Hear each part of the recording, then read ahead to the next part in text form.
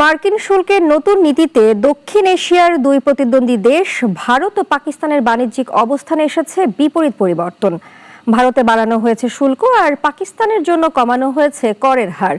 ফলে দুই দেশের বাজারে সৃষ্টি হয়েছে ভিন্নধর্মী প্রতিক্রিয়া। ডেস্ক রিপোর্টে বিস্তারিত। শুল্কের নতুন নীতিতে কাঁপছে বিশ্ববাজার, কিন্তু এই টালমাটাল সময়ে দক্ষিণ এশিয়ার দুই চিরপ্রতিদ্বন্দ্বী ভারত ও পাকিস্তানের ভাগ্য গিয়েছে দুই মেরুতে। প্রেসিডেন্ট ট্রাম্পের ঘোষণা অনুযায়ী ভারতের ওপর শুল্ক বাড়িয়ে করা হয়েছে 25%। অন্যদিকে পাকিস্তানের জন্য তা কমিয়ে আনা হয়েছে 19%। একই সঙ্গে পাকিস্তানের জন্য এসেছে বিনিয়োগ বৃদ্ধির আশ্বাসও। মার্কিন এই পদক্ষেপে হতাশ ভারতের ব্যবসায়ী মহল, বিশেষ করে পোশাক ও অলংকার শিল্প পড়েছে বড় ধাক্কায়। এক ভারতীয় ব্যবসায়ী বলছেন, আমরা ভেবেছিলাম শুল্ক হয়তো 20%-এর নিচে থাকবে।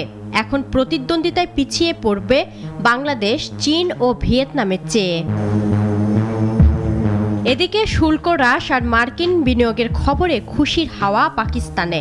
ইসলামাবাদে এক ব্যবসায়ী বলছেন, এটা শুধু চুক্তি নয়, বরং দ্বিপাক্ষিক বিনিয়োগ বাড়াবে, রপ্তানি বাড়বে আমদানির চেয়ে।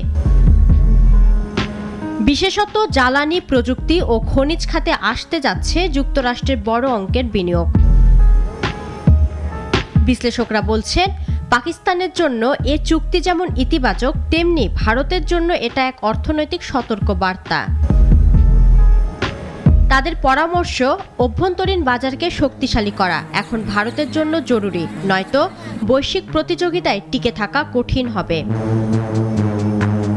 ভারত ও পাকিস্তান নিয়ে যুক্তরাষ্ট্রের এই বিপরীতমুখী বাণিজ্য বার্তা শুধু অর্থনীতির খাতেই নয়, দীর্ঘমেয়াদী রাজনৈতিক ভারসাম্য প্রভাব ফেলতে পারে মনে করছেন আন্তর্জাতিক বিশ্লেষকরা।